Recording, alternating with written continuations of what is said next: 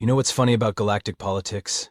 It's exactly like regular politics, except everyone has tentacles, and the coffee is somehow even worse. The Grand Council chamber of the Galactic Federation was having what you might generously call a normal Tuesday morning meeting. Picture the United Nations, but with more slime and significantly better healthcare. Ambassador Kleptox of the Regelian Trade Consortium was doing what he did best, complaining about paperwork. For the love of the 7 nebulae, Kleptox wheezed through his breathing apparatus, waving a stack of forms with his 4 primary appendages. We've been sending compliance notices to Sector 7G for 500 rotations, and they haven't responded to a single one. Chancellor Vextar, a being who looked like someone had crossed an octopus with a filing cabinet, sighed dramatically. Which backwater system is causing problems now? The Sol system. 3rd planet. They call themselves humans. Kleptox pronounced it like he was describing a particularly unpleasant rash. The council chamber erupted in the kind of murmurs you'd expect from a room full of beings who had never heard of Earth, but were absolutely certain they were better than whatever lived there. It was the galactic equivalent of a homeowners association meeting, but with more existential dread. Wait, interjected Counselor Beat from the Andromeda Collective, his translation device crackling with static. Are these the same humans who haven't attended a single mandatory Federation meeting in half a millennium?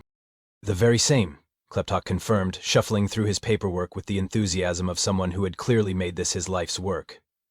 Not one response to our cultural integration seminars, our trade regulation updates, our mandatory peace accords, or even our Welcome to the Neighborhood Fruit Basket Initiative. Fruit Basket Initiative. Chancellor Vextar's voice carried the tone of someone who was just now realizing their bureaucracy might have gone slightly off the rails.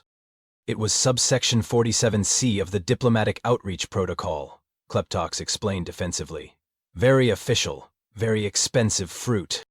What nobody in that room wanted to admit was that the Galactic Federation's communications system was about as reliable as a chocolate teapot. Messages routinely got lost, misfiled, or eaten by the Space Postal Service's notoriously hungry quantum delivery slugs. But admitting that would mean admitting that their perfectly organized galactic government was run by incompetents who couldn't deliver mail to a solar system that had been broadcasting radio signals for over a century. Well, Chancellor Vextar announced with the authority of someone who had never actually solved a problem but was very good at creating committees to discuss them, I suppose we'll have to send them a more direct message about compliance.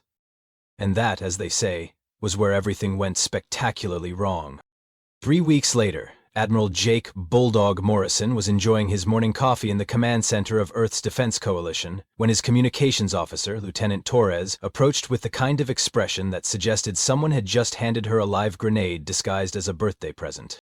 Sir, we've received what appears to be an official communication from something called the Galactic Federation, Torres said, holding a tablet like it might bite her. Morrison, a man who had earned his nickname by being exactly as stubborn as advertised, took the tablet and read silently for 30 seconds. Then he read it again. Then he set down his coffee, looked Torres dead in the eye and said, "Are you telling me that we've been getting strongly worded letters from space bureaucrats for 500 years and nobody bothered to check the cosmic mailbox?" "It appears so, sir. The message is, well, it's condescending." Morrison read aloud from the tablet. "To the primitive inhabitants of Sol 3, your continued absence from mandatory Federation meetings constitutes a severe breach of galactic protocol. Report to Council Station Alpha 7 immediately for disciplinary review and cultural compliance training." He paused. Cultural compliance training. Torres, do you know what cultural compliance training is? No, sir, but it sounds like something that would make me want to punch an alien. That's exactly what it sounds like. Morrison stood up, cracked his knuckles, and smiled the kind of smile that had historically preceded very bad decisions. "Get me President Chen on the line, and Torres, start warming up the fleet." "Sir?" "All of it. Every single ship we've got that can fly and fight. If these galactic hall monitors want Earth to attend their little meeting, then by God, we're going to attend their meeting." 20 minutes later, Morrison found himself in a video conference with President Chen, Defense Secretary Williams, and about a dozen other officials who all wore the same expression of barely contained irritation that comes from being told what to do by someone you've never met. "Let me get this straight," President Chen said, leaning back in her chair. "We've been members of some galactic country club for centuries. We've been skipping their meetings because we never got the invitations. And now they're threatening us with detention?" "That's about the size of it, Madam President," Morrison replied. though I'd call it less of a country club and more of a cosmic homeowners association with delusions of grandeur. And your recommendation? Morrison's grin could have powered a small city. Well, they asked us to attend their meeting. I say we attend their meeting.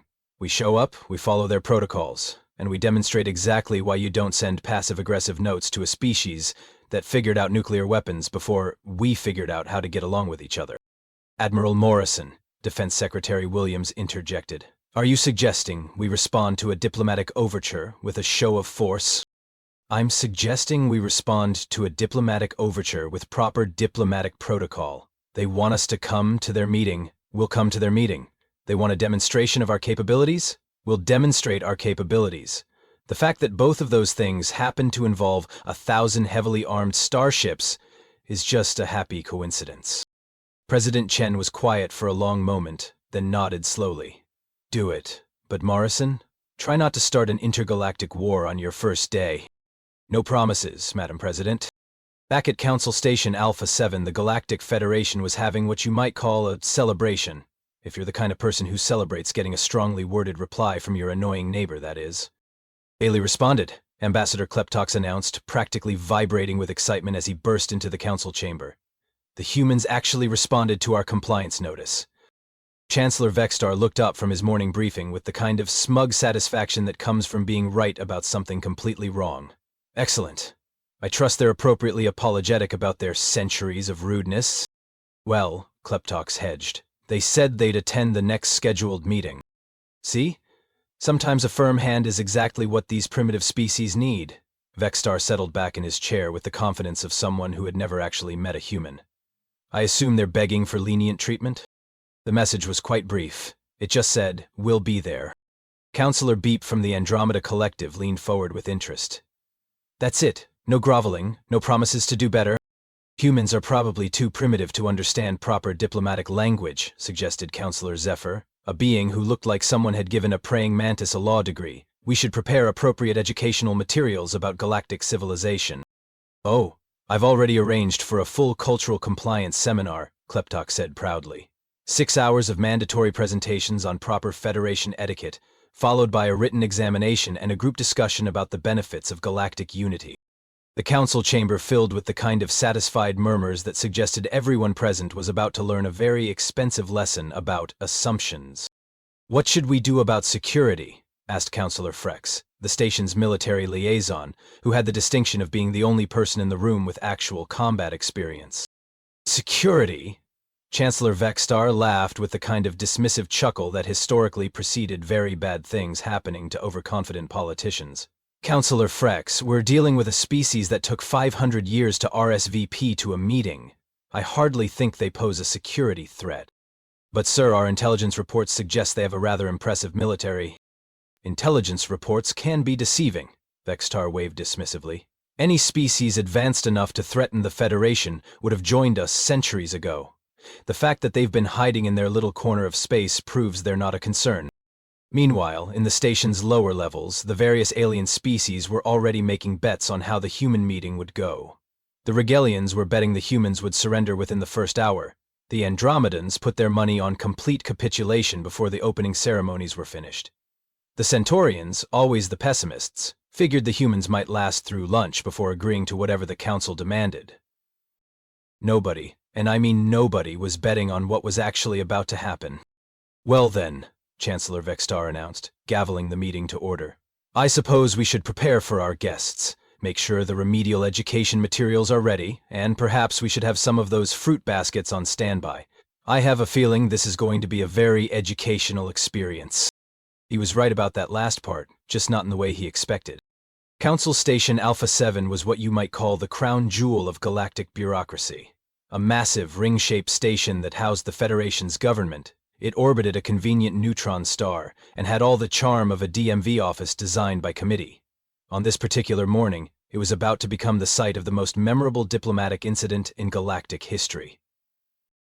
Lieutenant Commander Hayes, the station's human liaison officer, was the first to notice something unusual on the long-range sensors. Hayes had been assigned to the station 3 months ago as part of a cultural exchange program, which was the Federation's polite way of saying they wanted to keep an eye on the weird new species. She was also, coincidentally, the only person in the entire station who had any idea what humans were actually capable of. Sir? Hayes called out to the Rigelian sensor operator, her voice carrying the kind of careful neutrality that suggested she was about to deliver very bad news. Are you seeing what I'm seeing on the outer sensor grid? The sensor operator, a being named Clax who had 6 eyes and still somehow managed to miss important details, glanced at his displays with the casual interest of someone checking the weather. Just some ships approaching from the Sol system, probably a small diplomatic vessel and maybe an escort or two. Hayes looked at her own display, where the computer was helpfully counting contacts. The number kept climbing. Clax, how many is an escort or two, in your professional opinion? Oh, maybe a dozen ships at most. These primitive species always overcompensate. Clax. The computer just hit 800 contacts, and it's still counting. There was a moment of silence that you could have cut with a knife, if knives worked in the vacuum of space. Then Clax made a sound that his translator rendered as, "Oh, defecation." Within minutes, every alarm on the station was screaming like a banshee with a megaphone. The main view screen in the command center flickered to life, showing what could only be described as the most beautiful and terrifying sight in the galaxy. 1,000 Earth vessels dropping out of hyperspace in perfect formation. They weren't just any ships either. These were the kind of vessels that human engineers built when they really, truly wanted to make a point. Battleships that looked like they could crack planets. Cruisers bristling with enough weaponry to sterilize solar systems. Destroyers that moved with the kind of predatory grace that suggested they were very, very good at their jobs. And at the center of it all, the flagship, the UES Determination. A dreadnought so massive it had its own gravitational field, and so heavily armed that its weapons systems required their own zip code. Chancellor Vextar had been enjoying his morning meditation when his aide burst into his chambers with the kind of panic usually reserved for natural disasters or tax audits. Sir, you need to see this." What could possibly be so important that Vextar stopped mid-sentence as he saw the tactical display. 1,000 red dots surrounded the station in a perfect sphere, each one representing enough firepower to ruin someone's entire day. "Those?" he whispered. "The humans, sir. They're here for the meeting." On the bridge of the Determination, Admiral Morrison was having the time of his life. He'd put on his best dress uniform, the one with all the medals that made him look like a military Christmas tree, and he was watching the alien station's frantic communications with the kind of satisfaction that comes from a job well done. "Admiral," reported his communications officer, "we're receiving approximately 300 incoming messages from the station. Most of them appear to be variations on what the hell is going on and, please don't shoot." "Any official response from the Council?" "Nothing yet, sir, though I'm detecting some rather colorful language from their internal communication." Morrison nodded thoughtfully. Give them another minute to fully appreciate the situation, then open a channel to the Council chambers. When the channel opened, Morrison's image appeared on every screen in the station simultaneously. He looked exactly like what he was, a career military officer who had spent 40 years learning how to project authority and who was currently enjoying the hell out of doing exactly that. "Good morning, Chancellor Vextar," Morrison said with the kind of polite smile that didn't reach his eyes. "Admiral Jake Morrison, Earth Defense Coalition. I understand you wanted to meet with us about our attendance record?" Vextar, who had spent the last 5 minutes trying to figure out how to surrender to someone who hadn't actually attacked him, managed to stammer, "Admiral Morrison, this is highly irregular. We expected a single diplomatic vessel, not a fleet." Morrison's smile widened. "Well, Chancellor, your message did emphasize the importance of proper protocol and making a good first impression. We wanted to make sure we followed galactic standards for diplomatic visits. This is a show of force. This is Tuesday morning for us, Chancellor. We figured if we're going to be 500 years late to the party, we might as well make an entrance." The great council chamber had been designed to intimidate. High vaulted ceilings, seats arranged in a perfect amphitheater that looked down on whoever was unfortunate enough to be in the center, and lighting that seemed specifically chosen to make everyone look guilty of something. It was the kind of room where galactic civilizations came to be lectured about their shortcomings. Today, however, the intimidation was running in the wrong direction. Admiral Morrison had beamed down with exactly 2 escorts and was standing in the center of the chamber like he owned the place. He wasn't nervous, he wasn't apologetic. He was conducting himself with the kind of casual authority that came from knowing he had 1,000 warships parked outside and everybody else in the room was acutely aware of that fact. Chancellor Vextar had managed to compose himself enough to call the session to order, though his voice carried the kind of tremor that suggested he was trying very hard not to think about the tactical situation outside his window. Admiral Morrison, Vextar began, consulting his notes with the desperate hope that proper procedure might somehow fix this situation. You are here to address Earth's failure to comply with mandatory Federation protocols over the past 5 centuries. Morrison looked around the chamber with the kind of expression you'd wear if someone had just explained that you were in trouble for not attending a meeting you'd never been invited to. Chancellor, before we discuss my alleged failures, I have a few questions about your alleged protocols. Our protocols are not alleged, Admiral. They are established galactic law. Are they? Because I've been doing some reading. Morrison pulled out a tablet and began scrolling through it with the casual interest of someone who had spent considerable time preparing for this moment. According to Section 12 of the Federation Charter, all member species must be formally contacted and given adequate time to respond to governmental communications. What exactly constitutes adequate time, Chancellor? Vextar shifted uncomfortably. Well, that depends on the urgency of the communication. I see. And what constitutes formal contact? Official diplomatic channels, of course. Morrison nodded thoughtfully. So you're telling me that for 500 years you've been sending official diplomatic communications through what you call established channels. Would you care to explain why Earth's communication arrays never received a single one of these messages? The chamber fell silent. It was the kind of silence that suggested everyone present had just realized they were about to watch a very public execution, and they weren't sure who was going to be on the receiving end. Ambassador Kleptox, who had been the one pushing for this meeting, cleared his throat nervously. Perhaps there were some technical difficulties with the quantum communication network. Technical difficulties, Morrison repeated slowly. So you're admitting that your communication system has been failing for 5 centuries, and instead of investigating the problem, you decided to threaten the species you'd been failing to communicate with? Now see here, Admiral. No, Chancellor, you see here.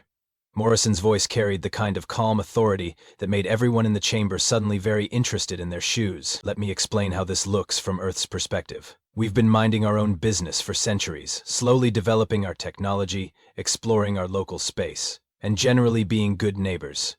Then one day, we get a message from a bunch of aliens we've never heard of, telling us we're in violation of laws we've never seen, and demanding that we submit to something called cultural compliance training. Morrison began walking slowly around the chamber, his boots clicking on the polished floor in a rhythm that somehow managed to sound ominous. Now, Chancellor, I've been a military officer for 40 years, and I've learned that when someone threatens you with consequences for violating rules you didn't know existed, there are generally 2 explanations. Either you're dealing with incompetent bureaucrats who can't run a proper government, or you're dealing with a protection racket.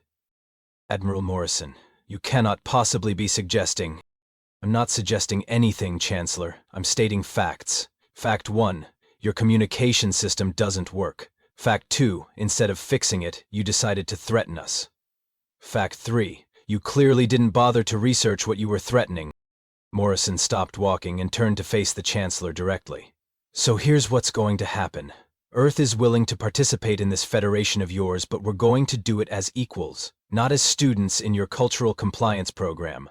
We'll establish proper diplomatic relations, we'll participate in relevant discussions, and will contribute to galactic civilization in our own way. And if we refuse? Vextar asked, though his voice suggested he already knew the answer. Morrison smiled, and it was the kind of smile that had historically preceded very bad things happening to overconfident politicians. Chancellor, you spent 500 years ignoring us, then threatened us when we didn't respond to messages we never received. We've responded by showing up to your meeting with proper escort protocol. I'd say the ball is in your court. Counselor Beep from the Andromeda Collective leaned forward nervously. Admiral, surely we can reach some kind of accommodation. Oh, we can absolutely reach an accommodation, Morrison agreed. Here's what Earth proposes. First, you fix your communication system so this doesn't happen again. Second, you establish a proper diplomatic mission to Earth with actual authority to negotiate, not just lecture. Third, you treat Earth as a full member of this federation, with all the rights and responsibilities that entail. And in return, Chancellor Vextar asked. And in return, we'll consider not filing a formal complaint with whatever passes for galactic law enforcement around here about your communication failures, your threats against a sovereign species, and your general incompetence in handling first contact protocols." The chamber was silent for a long moment. Then Ambassador Kleptox, who had started this whole mess, raised a tentative appendage. "Admiral, what exactly would this formal complaint entail?" Morrison's grin could have powered a small city. "Well, Ambassador, I imagine it would involve a detailed investigation into how the Federation's communications system has been failing for centuries, followed by a comprehensive review of your first contact protocols, and probably some very uncomfortable questions about how you've been treating other species who didn't have the military capability to demand proper treatment." It was, Morrison reflected, probably the most effective diplomatic negotiation in human history. Nothing quite like 1,000 warships to make people suddenly very interested in finding mutually acceptable solutions. 3 hours later, Admiral Morrison found himself signing what had to be the most hastily drafted treaty in galactic history. The Galactic Federation Council, faced with the choice between admitting their incompetence or explaining to their constituents why they'd started a war with a species that showed up to meetings with dreadnoughts, had chosen the path of least resistance. Which is to say, they'd given Earth everything it wanted and pretended it was their idea. "So, let me make sure I understand this correctly," Morrison said, reviewing the document with the kind of careful attention that suggested he was enjoying every word. "Earth is now a full member of the Federation with complete sovereignty over our territory, veto power over any legislation affecting human space, and the right to establish our own diplomatic protocols." "That's correct, Admiral," Chancellor Vextar confirmed, signing his portion of the treaty with the enthusiasm of someone agreeing to a root canal. "And in return, Earth agrees to participate in Federation activities and respect established galactic law. The galactic law that actually works, not the galactic law that depends on a communication system held together with space duct tape and hope." "Yes, Admiral, that galactic law." Morrison nodded thoughtfully. "And just to be clear, when you say participate in Federation activities, you mean we'll send representatives to meetings we're actually invited to, not that we'll submit to cultural compliance training designed by people who spent 5 centuries failing to deliver mail." "Correct, Admiral." "Outstanding." Morrison stood up and shook hands with each of the council members, a gesture that would have been touching if it weren't for the fact that half of them looked like they were about to be sick. "I think this is the beginning of a beautiful friendship." As the formal ceremony concluded, Morrison activated his communicator. "Admiral Morrison to all ships, stand down to normal alert status. Looks like we're going to be neighbors after all." The response from his fleet was immediate and professional, but Morrison could hear the undercurrent of amusement in his communications officer's voice. "Acknowledged, Admiral. Should we prepare for extended diplomatic duties?" "Negative. We'll be rotating patrols through this sector on a regular basis as part of our new responsibilities as Federation members. But most of the fleet can head home. Leave the Determination and a small escort group to establish our permanent diplomatic presence." "Understood, sir. The crew is asking if they should update the ship's mission logs." Morrison grinned. "Tell them to log it as successful diplomatic contact with galactic neighbors, and remind them that when Earth does diplomacy, we do it properly." As the bulk of the human fleet began their journey home, Morrison found himself alone with Lieutenant Commander Hayes, who had been watching the proceedings with the kind of expression that suggested she was still processing what she'd just witnessed. "Admiral," Hayes said carefully, "did we just accidentally conquer the galaxy?" "Hayes, we didn't conquer anything. We just pointed out that if you're going to threaten someone, you should probably make sure you can back it up." Morrison looked out at the remaining ships of his escort group, sleek and deadly even at rest. "Besides, conquering implies we wanted to run this place. Trust me, Lieutenant Commander, the last thing Earth wants is to be responsible for a galactic government that can't figure out how to deliver mail." "So what happens now, sir?" Morrison considered the question while watching the alien ships give his vessels a very respectful amount of space. "Now we go home and explain to President Chen that we accidentally joined a galactic government. Earth is now a major power in interstellar politics, and we might want to consider expanding our diplomatic corps." "And the Federation?"